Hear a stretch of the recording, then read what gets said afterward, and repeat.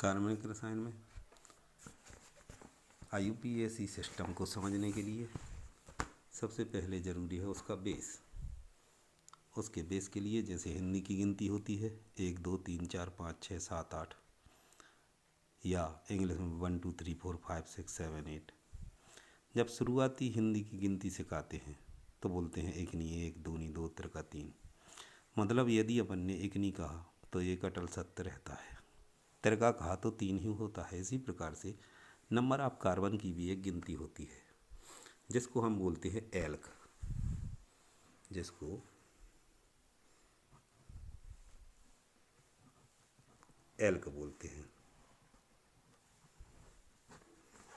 इसकी भी एक कार्बन की गिनती होती है, जैसे कार्बन 1 कहलाता है मैथ, कार्बन 2 एथ, कार्बन 3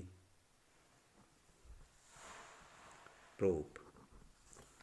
इसी प्रकार से कार्बन 4 को ब्यूट, 5 को पेंट, 6 को हेक्स, 7 को हेप्ट, 8 को ऑक्ट। यदि 9 कार्बन है तो नॉन, 10 कार्बन है तो टैक, यदि कार्बन 11 है तो अनडैक, 12 है तो डोडैक। इस प्रकार से नंबर ऑफ कार्बन कहलाता है एल्क। एल्क में यदि हम हाइड्रोजन जोड़ते हैं तो इसमें एन, इन या आयन लगता है। जैसे हम CnH2n+2 करें तो इससे भी सरल है कि आप याद रखें कि हाइड्रोजन D+2 यानी डबल +2, यानी कि कार्बन की संख्या से, नंबर ऑफ कार्बन से हाइड्रोजन को दुगने और धन 2 और कर देना है। तो फिर इसमें एक नया शब्द जुड़ जाएगा एल्क में, जिसे हम बोलेंगे ANE, एन, और बन जाएगा एल्केन। अब इन्हीं के हम एल्केन बनाएं। जैसे कार्बन 1 है तो 1 दूनी 2 और 2 4, CH4 आ गया। कार्बन 2 है तो हाइड्रोजन डबल +2, कार्बन को 2 कर दो, हाइड्रोजन को 2 दूनी 4 और 2 6। कार्बन 3 है तो 3 दूनी 6 और 2 8। कार्बन 4 है तो 4 दूनी 8 और 2 10। कार्बन 5 तो 12, C6 H14, C7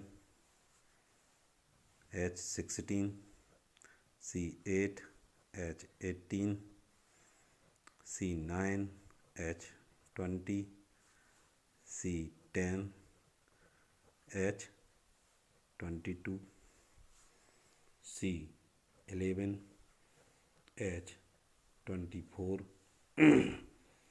C12 H26। अब इसमें अपन एल में N+ कर देंगे। क्यों? क्योंकि हाइड्रोजन डबल +2 है। यदि डबल +2 है तो N लगाते हैं, तो इसका नाम मैथ है। मैथ में N लगाएंगे तो हो जाएगा मैथेन, इसका हो जाएगा एथेन, इसका हो जाएगा प्रोपेन, इसी प्रकार से ब्यूटेन,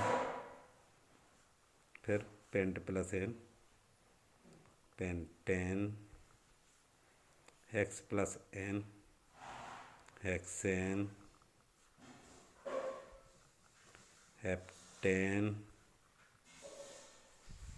और फिर ऑक्टेन, नोनेन, डेकेन। इसी प्रकार से अनडेक में लगा दो, अनडेकेन, डोडेकेन। इस प्रकार से हमारी नंबर ऑफ कार्बन D+2 हो गया और ये एल्केन हो गया। अब हम ये भी देख सकते हैं कि एल्केन ये जो फार्मूला आए हैं वो सही है कि नहीं। तो इसका स्ट्रक्चर बना सकते हैं। स्ट्रक्चर के लिए हम वैलेंसी, कार्बन की वैलेंसी कितनी होती है 4 और हाइड्रोजन की 1। यदि वैलेंसी याद नहीं है तो किसी की वैलेंसी हम निकाल भी सकते हैं। किस प्रकार से निकाल सकते हैं, जो बोरवरी का इलेक्ट्रॉन वितरण हमने पढ़ा था उसके आधार पर हम वैलेंसी भी निकाल सकते हैं। जैसे मान लो कार्बन का जो एटॉमिक नंबर है, परमाणु क्रमांक है, परमाणु संख्या वो 6 है। तो पहली कक्षा में कितने जाएंगे 2, दूसरी में कितने जाएंगे 4।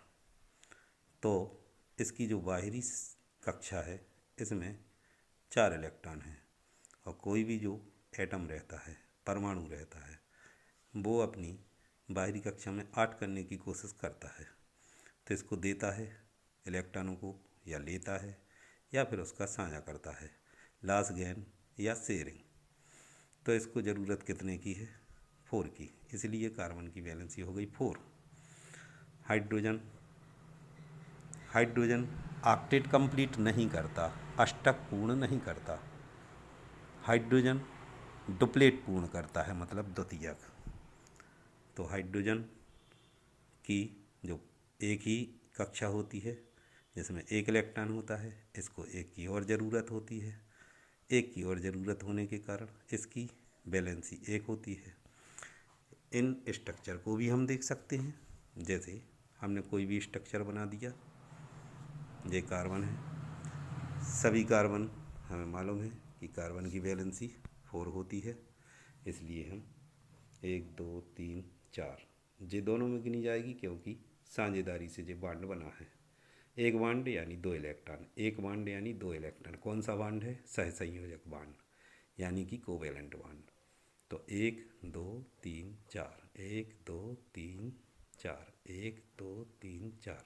हाइड्रोजन सभी जगह रख देते हैं। हाइड्रोजन की वैलेंसी 1 होती है।